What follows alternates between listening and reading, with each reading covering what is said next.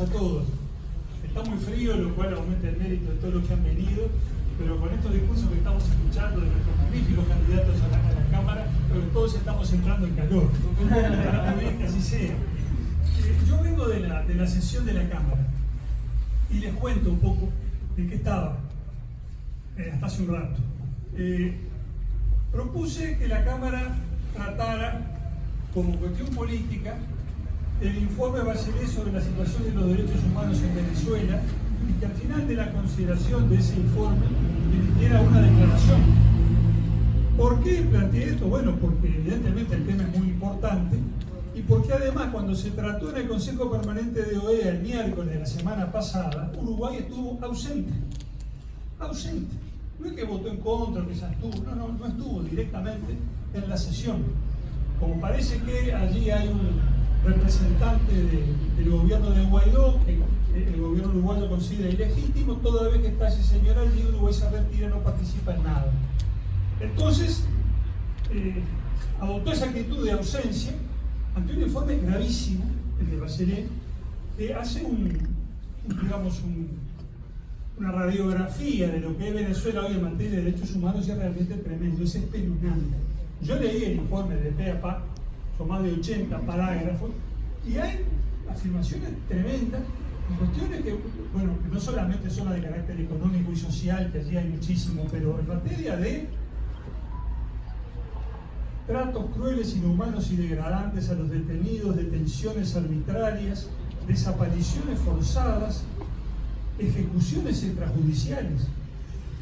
El informe relata cómo obtuvo la oficina de la alta comisionada de las Naciones Unidas para los Derechos Humanos, que eso es Bachelet, reseña cómo se obtuvo la información, más de 550 entrevistas, reuniones con todos los representantes del gobierno, de la oposición. Es una lista impresionante de actividades que cumplió esa oficina, la de la alta comisionada de las Naciones Unidas para los Derechos Humanos, y no por iniciativa propia, porque se le haya ocurrido a ella, sino porque el que le encomendó la preparación del informe fue el Consejo para los Derechos Humanos de las Naciones Unidas. Es un órgano que integra Uruguay actualmente. La membresía es por determinado periodo. Uruguay es miembro y fue uno de los que votó para que Bachelet hiciera ese informe. Bachelet hizo el informe y lo estaba tratando el Consejo Permanente de la OEA la semana pasada cuando Uruguay se ausentó. Entonces mi planteo era hoy: discutamos este informe acá, nosotros. Esto no es la OEA, esta es la Cámara de Diputados del Uruguay. Acá están todos los partidos políticos representados, discutamos esto y al final emitamos una declaración. Cada uno, cada partido, cada sector expresará su punto de vista, su criterio sobre esto y en fin, le daremos al mundo algo más que esa ausencia que no está a la altura de lo que es la tradición del Uruguay en materia internacional. Está muy por debajo de esa tradición, que es una actitud de huida ante estos temas. Hice el planteo y cuando llegó la hora de votar, votaron con nosotros, sí, todos los representantes colorados del Partido Nacional y del Partido Independiente, pero el Frente Amplio votó en contra, la Unidad Popular también votó en contra y finalmente el planteo se desestimó porque, pese a todos los pesares, sigue siendo mayoría.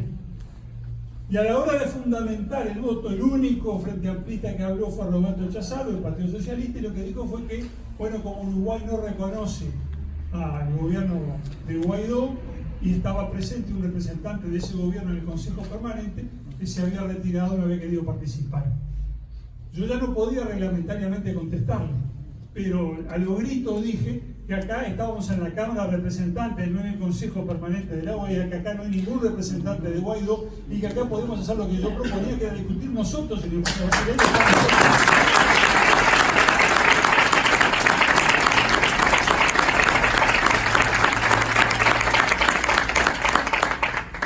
Cuento esto porque este episodio, como tantos otros que ha habido de similar naturaleza, pone de manifiesto la actitud distinta que tienen el Frente Amplio de un lado y los partidos tradicionales, el Partido Independiente por otro, ante estos temas que son de derechos humanos y democracia en definitiva.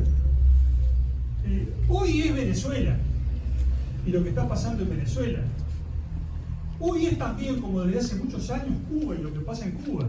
Y antes era lo que pasaba en la Unión Soviética, que felizmente ya no existe más como tal. Y siempre que se hablaba de esas cosas, la actitud de quienes están hoy en el Frente Amplio era invariablemente la misma. negaban los hechos. No, no es cierto lo que se dice, eso es la CIA, eso es la derecha que miente, que difama, etc. O pretendían justificar los hechos de mil maneras, pero en definitiva nunca había un reconocimiento de las cosas que estaban pasando y que todos sabíamos que estaban pasando, que el mundo entero sabía que estaban pasando. Un día se cayó la Unión Soviética, se terminó, hizo implosión, desapareció del mapa, se cayó el Pacto de Varsovia, el Muro de Berlín, todo eso se vino abajo y empezaron a aparecer los testimonios de la gente que había estado viviendo allí, que había estado sometida a todo eso y que decía lo que había pasado, la opresión, la dictadura, la miseria, todas esas cosas espantosas de que después fuimos sabiendo que pasaban. Antes lo cual, los sectores que más empecinadamente habían defendido todo eso, como el Partido Comunista, por ejemplo, dijeron, bueno, en realidad fue un error de apreciación, como quien se sacó una basurita del hombro, aquí no ha pasado nada y siguen dando cátedra o pretenden seguir dando cátedra en materia de derechos humanos, sobre todo acá en el Uruguay y a nosotros. Pero vaya atrevimiento. Y eso no quedó en el pasado, eso no desapareció, como lo demuestran estos hechos, los de Venezuela, los de ahora. Entonces no nos hagamos ilusiones, no nos equivoquemos en la percepción de la realidad. No estamos enfrentando a gente que piensa distinto en materia de, yo que sé, política económica, políticas sociales, o esto o aquello, políticas educativas. Sí, por supuesto, pensamos distinto en todo eso, pero tenemos esta diferencia de base sobre estas cuestiones. Acá hay una visión distinta de la persona, de la sociedad y del Estado. Está lo que creemos en el valor de la persona, en sus derechos, en lo que creemos en la democracia, en lo que creemos en el sistema representativo, y quienes en el fondo siguen pensando que esas son cuestiones instrumentales que hay que evaluar en función de, como dice algún representante que no quiero ni nombrar, la relación de fuerzas en cada momento. En el fondo piensan eso. Cuando tienen que reconocerlo, lo reconocen. Cuando tienen que aprovecharlo, lo aprovechan. En eso no fallan nunca. Pero cuando hay situaciones como esta, todo el Frente Amplio, porque no solo el diputado comunista, no solo los del MPP, todos los del Nuevo Espacio también, los de Asamblea de Uruguay también, todos votaron en contra, todos, del primero al último. No nos olvidemos de esto. Y esto que se manifiesta en este tema reaparece después en muchas cosas porque es una visión, insisto, del individuo, de la sociedad y del Estado, que no tiene nada que ver con la nuestra. Y hablo de esto, y señalo esto, porque algunos dentro del Frente Amplio pretenden que ahora que el vallismo está en el Frente Amplio, que nosotros somos cualquier otra cosa menos vallistas. Lean la prensa de izquierda de estos días, escuchen a distintos representantes de esos sectores, y con total descaro pretenden que ellos son los verdaderos representantes del vallismo y que nosotros somos una desviación que fue a dar quién sabe a dónde. Yo voy a hablar de esto detenidamente en otra oportunidad más adelante. Vamos a hacer una charla sobre esto en esta sede de Ciudadanos que está ahí en Benito Blanco y Julio César la semana que viene, miércoles 11. Ahí me voy a explayar sobre esto. Pero quiero dejar señalado desde ya que hay esas diferencias ideológicas profundas que hacen que nunca el vallismo pueda estar en el Frente Amplio, porque el vallismo es una rama del gran tronco liberal colorado. Ese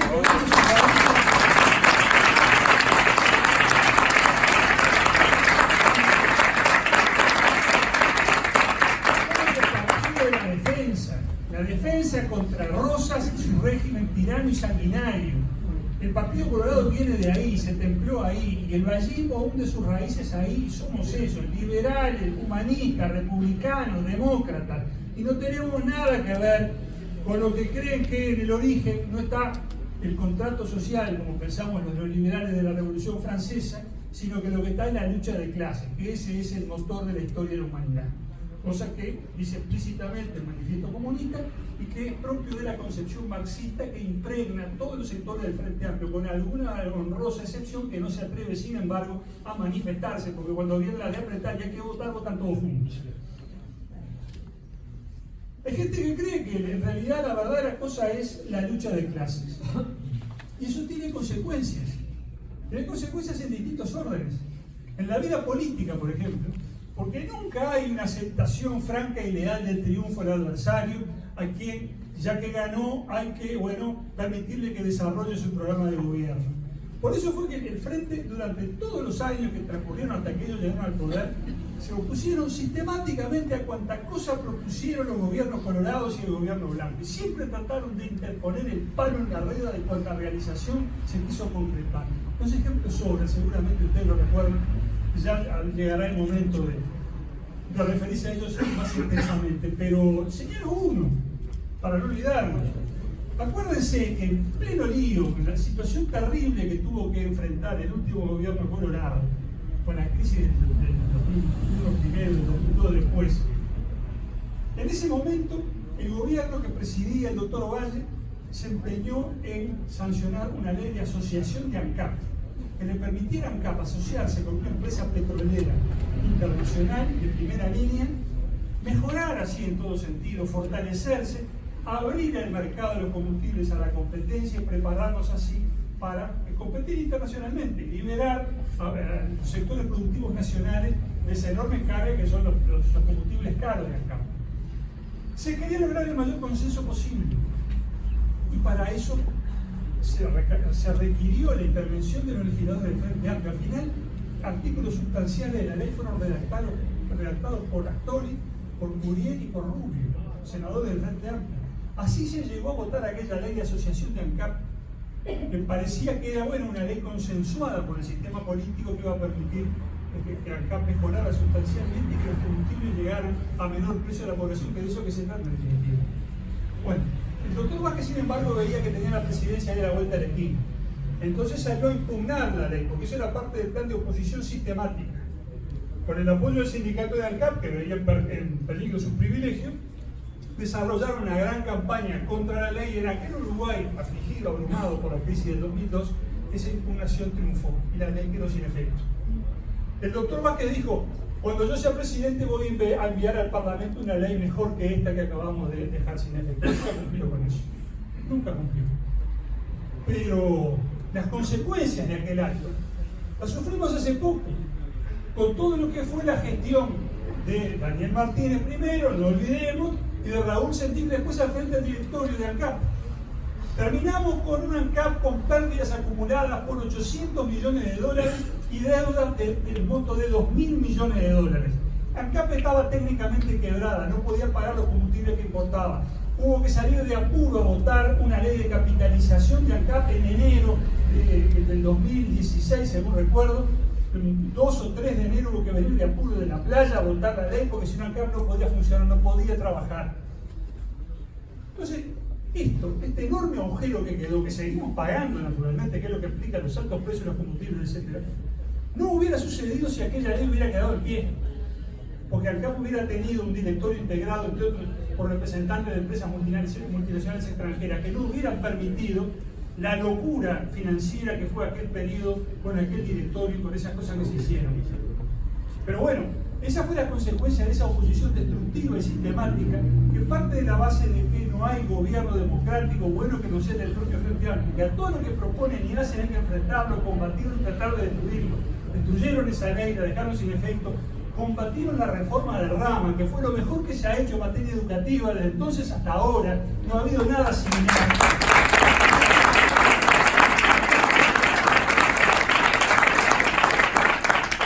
Se opusieron sistemáticamente a todo, la construcción del nuevo aeropuerto, la ley de puertos del año 92, que es un logro muy importante del gobierno del doctor Lacalle, hay que reconocerlo. Después la licitación de la terminal de contenedores. Fue una oposición sistemática y absoluta a todo. Y eso responde a esa visión ideológica, sí, que ellos tienen, es que no hay otra cosa que la lucha de clases. El Estado es el instrumento por el cual las clases dominantes oprimen a las clases dominadas, entonces no hay tregua posible. A lo sumo lo que puede haber son pausas en función de la relación de fuerzas en cada momento, pero no hay otra cosa más que eso. Esa es la visión ideológica que nosotros tenemos que combatir. Y tenemos que combatir como decían acá los compañeros, no con epítetos, no con insultos, no con calumnias, que eso lo rechazamos, lo hemos rechazado siempre. Tenemos que combatir eso demostrando que hay un partido político en condiciones de hacerse cargo del país y de gobernar.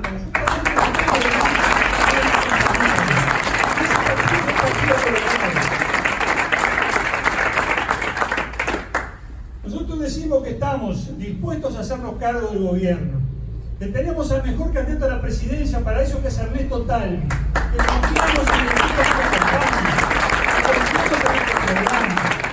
y que estamos dispuestos también a formar coalición con los otros partidos y las otras fuerzas políticas que quieran acompañar esto. Y así como decimos que si ganamos nosotros vamos a llamar a otros a colaborar, decimos lealmente que si otros ganan vamos a colaborar nosotros también.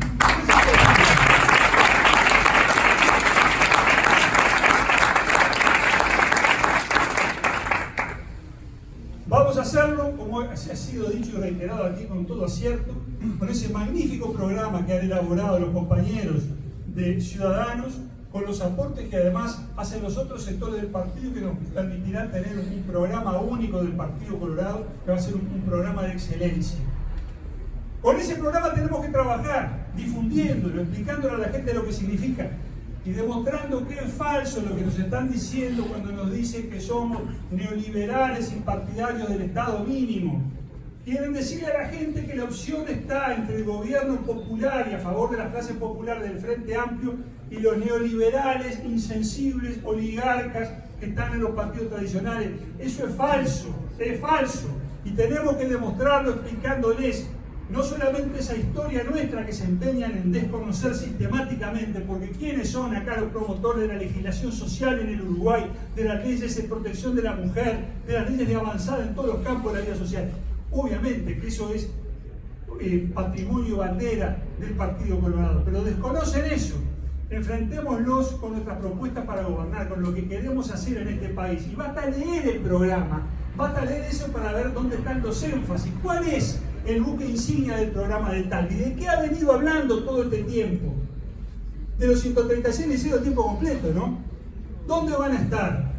En la zona de contexto crítico. ¿Para servir a quién? ¿A los que hoy pueden pagarse el liceo privado? No, señores, para auxiliar, para servir a esos muchachos que nacen en los barrios pobres y que no tienen un horizonte. Ernesto ha quedado ronco hablando de esto en todo el país. Entonces, ¿qué neoliberales me vienen a hablar? Si la propuesta principal en la que ponemos más énfasis es para ayudar a los más pobres, a los que menos tienen, para que salgan de esa pobreza, para que puedan valerse por sus propios medios. El vallismo no les ofrece que pasen a cobrar por el MIDE, les ofrece educación para que salgan adelante.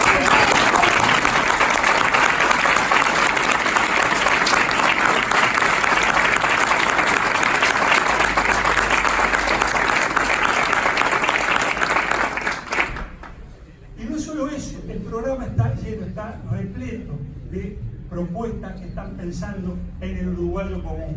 Nosotros tenemos que trabajar con esta lista 600, que es la lista de Talvi, que es la nuestra. No es lo mismo cualquier cosa. Esta es la nuestra, la 600, y eso hay que decirlo de la lista.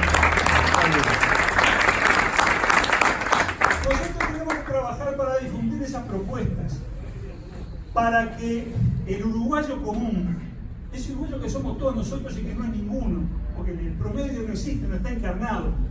Ese uruguayo medio, ese uruguayo común, ese que forma el sentido común de la población uruguaya. Tenemos que hacer que ese uruguayo y esa uruguaya sientan que un gobierno del Partido Colorado presidido por Ernesto Talvi los va a apoyar, los va a ayudar, que va a pensar en ellos, que ellos van a ser su prioridad. Cuando el ciudadano o la ciudadana esté en el cuarto secreto y piense a quién voy a votar, quién me va a defender a mí, quién va a defender a mis mayores hoy jubilados, quién va a defender a mis hijos que van a la escuela pública, quién me va a amparar contra la delincuencia que acecha en todas las calles de Montevideo. Cuando se hagan esa pregunta, quiero que piensen en Talvi, en el Partido Colorado.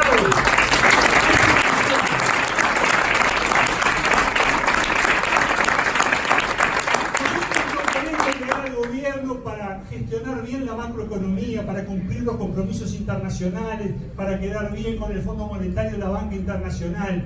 Todo eso son apenas instrumentos. Que vaya si se han preocupado en cuidar quienes hoy gobiernan. Cuando estaban en el llano decían que iban a romper con el sistema financiero internacional y con el Fondo Monetario y que no iban a pagar la deuda externa. Hay un montón de videos de Daniel Astori que andan por ahí que demuestran claramente todo esto. No hicieron nada de eso. No hicieron nada de eso, se llevaron bien con todo ese sistema, porque saben que Uruguay necesita crédito externo para financiar su desarrollo. Eso está bien, es bueno que lo hayan aprendido, si no hubieran cometido errores mucho mayores que los que han cometido. Pero esos son instrumentos. La finalidad es el bienestar de la población, el bienestar del pueblo. porque como decía don Pepe, en cada hogar tiene que haber un asiento para la felicidad. Nosotros gobernamos para la gente, no para abstracciones, no para la macroeconomía, no para los bancos, no para las empresas, gobernamos para la gente. Eso es el vallismo, ese es el Partido Colorado desde Fructuoso Rivera hasta hoy. Y eso es lo que nosotros tenemos que transmitir, sin agravio, sin ofensa, pero con una ardiente convicción de que eso somos nosotros, que ahí están nuestras propuestas, que estamos orgullosos de lo que hemos hecho y que estamos más orgullosos todavía por lo que pensamos hacerlo, por lo que queremos realizar y construir. Ese es el meollo del asunto. Un partido no se revitaliza como queremos revitalizarlo nosotros. Un partido no se engrandece en función de los recuerdos que convoca. La nostalgia no revitaliza a nadie. Lo que revitaliza un partido es la esperanza de su gente y de la gente que no pertenece al partido pero lo ve en determinado momento como la herramienta necesaria para forjar un efecto político.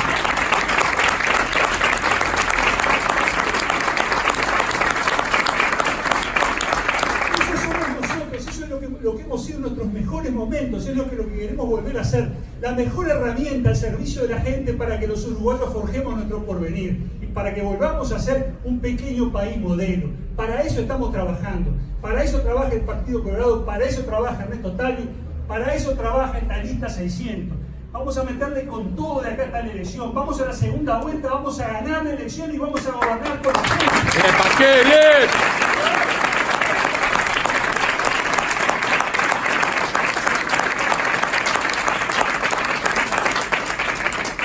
Y vamos a gobernar con la gente para que cuando termine el próximo periodo no actuemos como estas personas que están hoy nerviosas porque van a perder la silla y nerviosos como están, insultan, agreden y pierden el rumbo. Vamos a trabajar para que al cabo de 5 años nos sintamos orgullosos de la obra hecha y planifiquemos con tranquilidad la continuación de esa obra, el nuevo candidato que saldrá de este partido entre toda esta gente joven que acá tenemos y que va a más a tener este país.